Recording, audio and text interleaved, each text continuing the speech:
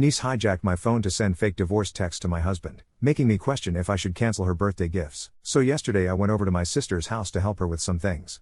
I was there for a couple of hours and took a little nap for, 4 hours because I was tired. After I woke up, I went home and my husband was being a little off and seemed kind of upset/unhappy. I'm like, "What's up?" And he says, "I'm being nice for someone who just texted what I did." I sent my kids upstairs and started asking what the hell was going on. He says I sent him divorce texts. I'm shocked because I never did that, which I let him know. I even showed him my phone, which did not show any such texts. He then shows me his messages under my name, and apparently I want a divorce. I was bamboozled because not only did I not think it, but I definitely did not text that. This affected him a little more because we had a fight the previous night, but we have a tradition of sorts, which is reassuring each other that we still love and care but are just upset at the moment. I'm only adding this because I said something along those lines in the morning before I left, which I brought up when I was defending myself against the text I supposedly sent. He then says I had done something similar previously. This is in reference to when I was pregnant and had some pseudo-bipolar symptoms, which have since been mostly resolved. I've only done this once, and it wasn't even on the same level. I just kind of used to have terrible mood swings. Also, this was only during the pregnancy. I have no bipolar diagnosis or anything like that. That whole journey was kind of traumatic and is not a pleasant memory for me, which he is aware of. Anyway, after we bicker for a little bit, I decide to call my sister and explain what was happening, and then I'm like, "Hey, can you pull up your house footage from while I was there this morning?" We're on FaceTime, and we fast forward to when I went to sleep. The outlet in the room I was in wasn't working, so I had plugged my phone in the dining area to charge while I slept. We see my 16-year-old niece on my phone. She was on it off and on for 5 hours, smiling and giggling. I'm upset, and her mom is upset. She calls her and asks if she touched my phone while I was there, and she lies and says no. She asks her again 2 more times if she touched my phone, and she says she didn't. The laptop is faced away from her, and I believe she didn't realize I was on the phone or that we both already saw what she did. It was after my sister started trying to send me the footage, which I had initially asked for, that she saw that her mom had already seen what happened. She started apologizing and saying it was supposed to be a prank and she didn't mean anything by it. She called out to me too with apologies while she was crying. My sister is one of those silent when angry types, so she wasn't saying anything. I did not even know what to say at all at this time because why would she even think this was a fun prank, not to mention going into my phone without my permission. How she knows my password, I'm not sure because it's not simple or related to me. I had initially promised I would sponsor her 17th birthday, which is next month. She had previously also asked for a new PC, which I got, but it's supposed to be a surprise. I also happen to be her godmother. My question is, will I be overreacting if I take all these gifts back and keep a distance from her? Is it overkill? I feel maybe I'm punishing her for the way my husband reacted and brought up something traumatic for me. Also maybe his response is justified because he thought the texts were from me, and then I was all smiley and sweet when I came back. Update 1. I slept for 4 hours at my sister's house. She's my sister, and we do stuff like that. I didn't say I was tired from what I helped her with, I was simply just tired. Both my sister and niece weren't aware of my husband's and my fight from the previous night. Niece also was not aware of the full extent of my mental health struggles from the pregnancy. Niece wasn't texting for 5 hours straight, she was on and off the phone. I assume she got off it when she thought she would be caught. Apparently, she has known my password for a while now. She learned it from looking over my shoulder at a family event from a couple of months back. Also, according to my sister, she has gone into my phone before, at least 3 times that she fessed up to. She has transferred money to herself, taken videos and pictures off it, gone through my texts with my kids and some other relatives, stolen other people's numbers, gotten passwords for my streaming services that they didn't own, and gone through my other texts with my husband. And yes, there's very NSFW stuff in there. My husband is okay. We talked, and he apologized for how he spoke to me, but I told him I totally understood why he would say what he said. I also apologized for my reaction. We are okay on our front and decided we were both justified given what we both individually knew. Back to the niece, the only other thing she did according to her, was transfer more money. I checked my recently deleted texts, and there was nothing suspicious there, but I don't know if you can delete texts from recently deleted. She also said she thought the prank would be funny because there was no way my husband would believe all that stuff she texted because, according to her, he loves me too much and we have a perfect relationship. In the texts, he had only replied that we would talk when I got home and that he wasn't going to have that conversation with me over texts. This girl went all the way to add that I would send the papers in a couple of days and talk about the kids with lawyers. I can't explain how absolutely pissed I am. The plan is to go absolutely no contact with her after learning of all the other stuff she did. There will be no birthday and no PC. Someone said to put up a post saying if anyone got a questionable text from me in the last 24 hours to let me know. I did that, no one had reached out yet, so I'm hoping it was just my husband. I'm getting my money back, I checked, and in total she has sent over $700 to herself that I wasn't aware of. She did not send it in bulk, just little bits here and there.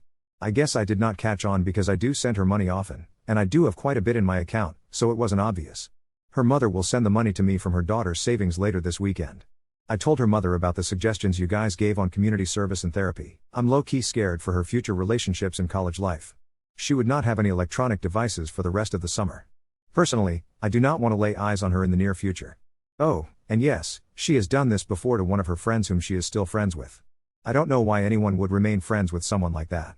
This hurt a lot because I love this child so much. I was more present than her father the first 11 years of her life. She used to come to me for her struggles and problems and all that teenage stuff. She had her first period at my house. Her other cousins on her dad's side are jealous of our relationship, for goodness sake. She was my favorite one. I don't really care what her mom does about all these, I just want my money back and to never speak to her for now. In the future, I might be open to some contact. I blocked her number, so she sent me a long email which I haven't read yet, and her mom also brought a handwritten apology letter from her to my husband. My sister is aware of my decisions and has apologized for her daughter's behavior. My mom is also aware of the situation now. I have no doubt it is about to become an extended family problem. Update 2. First, I'll answer common questions. A lot of people seem to be hung up on the 4-hour nap a lot. I am a sleeper. I love to sleep. I sleep at her place all the time. It's not that deep, but it is probably why I am in this predicament anyway. Another thing is the cameras. In this day and age, I think people should have cameras in their houses. I have them at my place too. I got them installed after I hired my first babysitter, and I have figured out a lot of stuff from reviewing footages. It does not have to be in every room, just common areas. On to the actual update. My niece came over to formally apologize to my husband and me. She cried throughout the entire apology. She said she hadn't done it to anyone else, just me. I kept asking why, and she just kept repeating she was sorry. My husband thinks she probably thought I would be the one to forgive the easiest. I told her exactly why I was upset and how she had hurt me and my husband. I told her I would be going low contact with her for the foreseeable future. I let her know I canceled the birthday and any gift she would have gotten. The only thing she would get from me is her first college tuition, which I had promised a long time ago. I'm doing this more as a courtesy to my sister than anything else. I know it would help her a great deal. Niece will also not be allowed in my house for the foreseeable future. Her dad also reached out and apologized to us. We have decided not to go the legal route as a favor to my sister's family. They have a lot on their plate right now, and I would not want to make their life more complicated. During this conversation, she denied having a crush on my husband, as a lot of you guys had suspected. I asked if she felt I wasn't being attentive enough to her, and she said no. Oh, and I found out she had texted 2 other people. It was nothing serious, but still. Some people were asking if she had mental issues. To my knowledge, she has none. She was tested when she was younger, and she had none. She kind of liked drama in elementary and middle school, but nothing worrisome. We told her she would be starting therapy, to which she said nothing was wrong with her. My husband then said people who are okay wouldn't do what she did. Her mother added that it was just to help her go about things in more normal ways. Also, the PC will be going to my brother's son, who will be going to college this fall. It will probably be more useful to him. My kids have since blocked her. She was made to get a new job. She previously worked for her uncle on her dad's side, but they thought it would be better if she worked somewhere entirely different with no family relations. My mom has been upset with my husband and me. She said we were going too far and that she was just a kid. One of my uncles and 2 of my aunts are on her side and have been harassing us with texts and calls. My sister and her husband are on our side though. Over a couple days following the conversation at my place, my mom has been updating us that my niece was depressed, cries every day, and keeps repeating that she did not mean it. Everyone hates her, and is no longer speaking to her.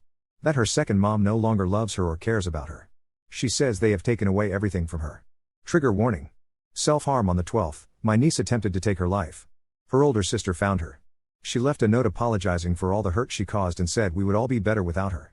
She wrote that she would be better off gone than have to live her life knowing I hate her and that my kids do not want to be close to her anymore. She wrote a lengthy letter actually, but I can't fit it all in here. She currently is still in the PEDS ICU, as she had done some extensive damage to herself. I have been to the hospital every day since I found out. My husband says maybe we went too far. My mother says she will curse me and never speak to my family if I do not make things go back to the way they were. My children think it is their fault and are willing to apologize for blocking and cutting her off. I am more conflicted than I was a week ago. It's like everyone is looking to me to fix it all. I don't really know what to do right now. My sister keeps saying I don't have to do anything, but she has been bawling. My niece's other siblings have all texted me variations of I know she hurt you, but forgive and forget because she almost died. My extended family has been a lot too. You are a grown woman waging war on a 16-year-old, you are evil and don't deserve good things. I hope your life ends up like what you're giving niece. I have gotten messages from strangers too because my sister's mother-in-law posted on FB that I was a bitter woman hurting her granddaughter and a bunch of other things. So, the past 3 days have been mentally miserable for me. Not to take away from what my sister's family is going through, but I am sad, heartbroken, confused, and just tired. Please send prayers my sister's way. I'm not sure how all this is going to end, but I'll let everyone know when she's out of the ICU and whatever else happens. Thank you for all your advice and supportive words. Update 3. I want to give the biggest shout out to my sister, niece's mom. She can't see this, but I just want those words out there. I have said them to her too, but I want you guys to hear it too. She has not only been my biggest defender against all the flying monkeys despite what she is going through, but she has also been so good to me. She stood up for me to my mother and relatives. She also counterposted on FB after all that stuff from her mother-in-law. Secondly, I want to address those asking how my niece did it and how she was found. She ingested something harmful. We're not exactly sure of what it was, but it was a mixture of cleaning supplies. Her oldest sister found her on the bathroom floor. She was extubated on the 16th after she got a whole bowel irrigation and one-time hemodialysis because she had given herself an acute kidney injury. She was intubated for 26 hours. She is now out of the ICU and is now on the PEDS MedSurg unit. The same evening she left the ICU, she had to be put on a 72-hour psych hold and will be transferring to an inpatient psych facility when she is medically cleared. She did get a psych evaluation, and so far, she has been diagnosed with ADHD, depression, and histrionic personality disorder. The psychiatrist says she might also have borderline personality disorder, but that would be determined better at the psych facility. I am still low contact with my niece. I've only had one phone call with her in which I told her I loved her and we're getting her help. Her therapist said to reinsert my presence in her life but make no promises like if you get help, we'll be okay or something like that. She says since I've previously been a positive presence, it might help to have me in the background while she heals. She gave suggestions for my background presence, like letters, phone calls, or visits if I feel like it. I am not to give her any gifts or rewards. I haven't decided which one to go with yet. I might just send a letter monthly. My sister did look through my niece's phone and found no NSFW pictures of me or my husband, but she did delete the streaming apps my niece got access to. I know some people were worried about her taking those photos.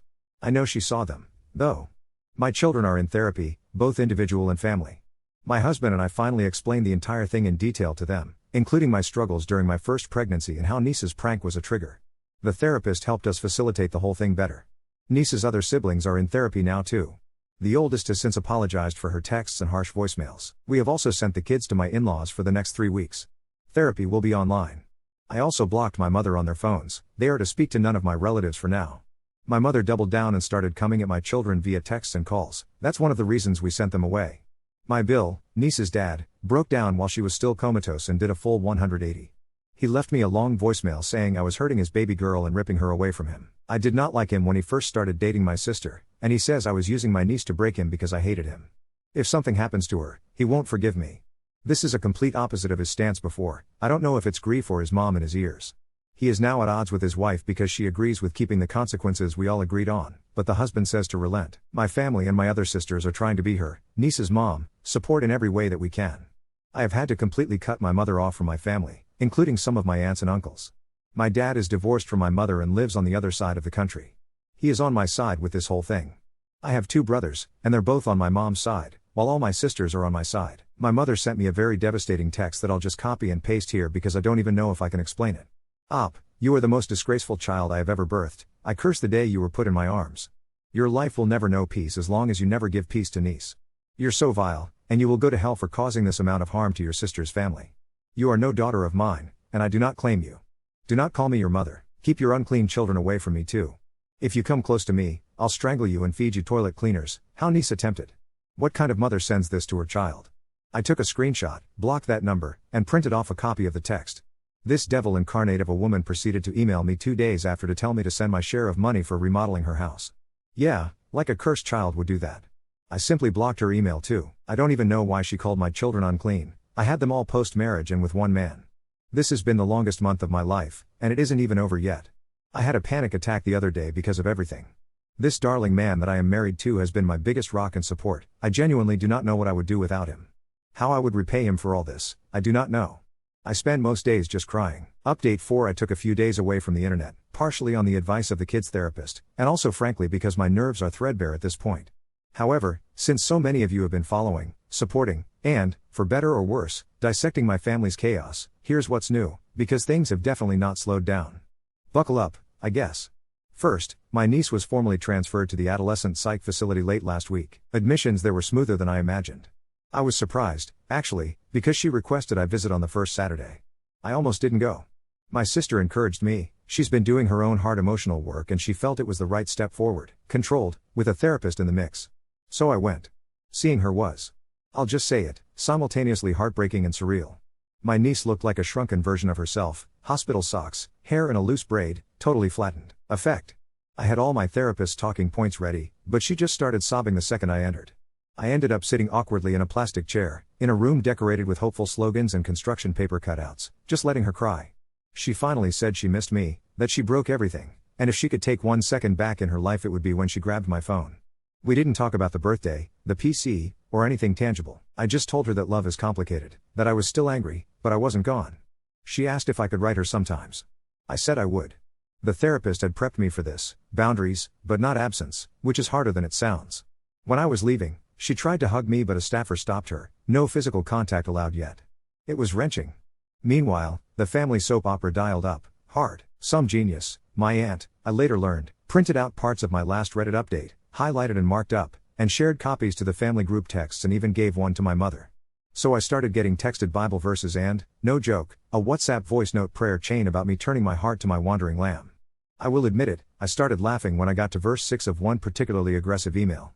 My own kids, meanwhile, have continued therapy. They're still at my in-laws, ironically having a blast, and they've sent my niece a long, group-made get well soon card with drawings of favorite family memories. Their therapist said it wasn't reopening wounds but actually modeled healthy, cautious contact. My husband recorded a video message from my niece telling her he's thinking of her but that trust is built slowly and that she needs to focus on healing herself, which the therapist approved and my sister played for my niece over a call. She apparently watched it twice and cried. Here's where it gets nearly absurd, or just painful. When my mother heard about the kids' card, she posted, on her recently reactivated Facebook, screenshots and personal family photos, all with captions about the cold-heartedness of the modern world. I briefly considered creating a TikTok to start a cursed child trend but decided the funny wasn't worth the drama. Instead, my sisters and I had a long wine-fueled video chat in which we all agreed, we're done with matriarchal mayhem for now. We're going to keep her blocked and out of our business. Speaking of Bill, niece's dad, he's been on an emotional seesaw. 3 nights ago, he called me to apologize for his previous message, then spent 20 minutes ugly crying, saying he's terrified he'll lose his baby. He admitted that his mom, the mill of the year who started the online rumor mill, had been in his ear, but also that he felt helpless and ashamed for not noticing his daughter's problems sooner. He said he started seeing a counselor, which I never, ever expected. On the practical side, we have a full family meeting coming this weekend. My sister, her husband, their kids, minus my niece, obviously, and my household, including the children and my husband. We're all supposed to bring a future hope written on an index card for the therapist running the session. I've written that I want a family where healthy boundaries and deep love aren't mutually exclusive, and where I can nap at my sister's house without it erupting in criminal-level drama. My niece's evaluation is ongoing, but the facility called my sister yesterday to talk about a possible transition plan, and asked if I would consider participating in 2 family therapy sessions, virtually, at first. The therapist said my niece's progress has small but steady steps. She's begun openly discussing the prank as more than a prank. She's talked about craving attention in ways she didn't understand, feeling like she was falling behind her peers, and fixating on testing her relationships to prove they couldn't truly break. It's been suggested that some of her behavior likely stems from hidden trauma and chronic anxiety masked in high-functioning perfectionism, a phrase I could tattoo on every woman in my family. Honestly, none of this undoes what happened, but it makes me feel less lost.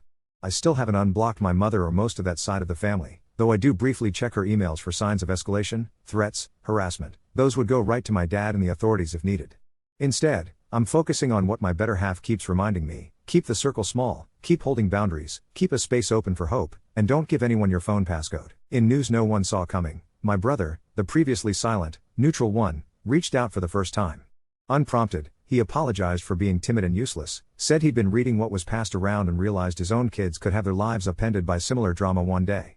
We spoke for almost 2 hours about what forgiveness even means and how to keep moving forward, and for the first time, I didn't feel like I was living in a reality show directed by Kafka. I wrote my niece a letter today. I told her about the day she was born, about the way she used to say let's be sisters, not cousins when she was 5. I told her she could take all the time she needs, that building trust isn't instant, and that I want her to get well and learn to love herself as much as I have loved her. Maybe I'll mail it, maybe I'll read it to her at therapy, small steps. So, here we are, the family is battered, smaller, maybe stronger in the places that count. I probably won't ever have the relationship with my niece I did a year ago, and my mother's text is living, rent-free, on my fridge. But I do believe we'll all survive. And, for the record, from now on, my phone is Face ID only, and the only nap I'm taking at my sister's house is on the living room floor, with the phone duct taped to my chest. Update 5 first, let me start with the family therapy session, aka the summit at Mount Dysfunction. That finally happened. If you're picturing chairs in a sad semicircle and tissues by the bucket, you're close. The therapist, who I am convinced is either a saint or has a weird taste for chaos, tried to launch us in with, "Let's talk about hope for your family's future." My husband blurted, "No more group chats," which got a laugh that lasted just long enough to break the tension. Everyone brought their hope card. There were some sweet ones. My kids wrote, in sparkly pen, about looking forward to family game nights again. Bill wrote, "I want to know my daughter for real, not just as the kid who texts people for money." My sister's was predictably selfless, "Everyone in this room finds peace, and I." Well, I reread mine and wondered if I'd oversold the dream. We spent a lot of time, and tears, discussing what boundaries look like now. The kids, surprisingly, were the most honest. My oldest asked if she'd still be allowed to ignore her cousins just checking in texts for a while, and when the therapist said absolutely, it felt like someone opened a window and let in some air we all could finally breathe. My niece Skyped in from the psych facility, the therapists on both ends carefully facilitating. She had this little nervous smile, and I could see she was clutching my letter like a security blanket the whole call. We kept things simple, but she did say, "I understand why you need space." I think I'm learning what that even means. No big dramatic apologies, nothing for social media, just a teenage girl, a little less lost, saying the truest thing she's ever said to me. But life will not be outdone on the drama front. While we were in session, my mother, because of course, stage managed a full family Facebook forgiveness prayer hour live on video, roping in 2 aunts, several cousins, and, for a reason I still don't understand, our old neighbor who used to hoard squirrels. I say this to illustrate, somewhere, several grown adults, broadcast a cast out the coldness mass for the internet, including reading highlights from my therapy letter as exhibits A through C that I was under attack from the spirit of pride. They tagged everyone, including my work account. People from my office have now seen me described as the one who lets children suffer for napping. I have not stopped laughing. Or crying. Sometimes both, which is very on brand these days. My sister has gone DEFCON 1 in family defense. She's reporting and blocking, and, after one too many tangents about cursed bloodlines, has disinvited our mother from all summer gatherings. For what it's worth, my dad texted me that he watched the forgiveness hour with his wife and they both agreed, verbatim, "Good thing you know crazy when you see it." Meanwhile, the cousin PC surprise has turned wild. My brother, the one who called me, if you recall, drove the PC over with his son and handed it off with a sheepish, "Let's make it official." They've started a family Mario Kart night. I haven't played in years, but apparently my years of stress have gifted me the power to obliterate teenagers at Rainbow Road.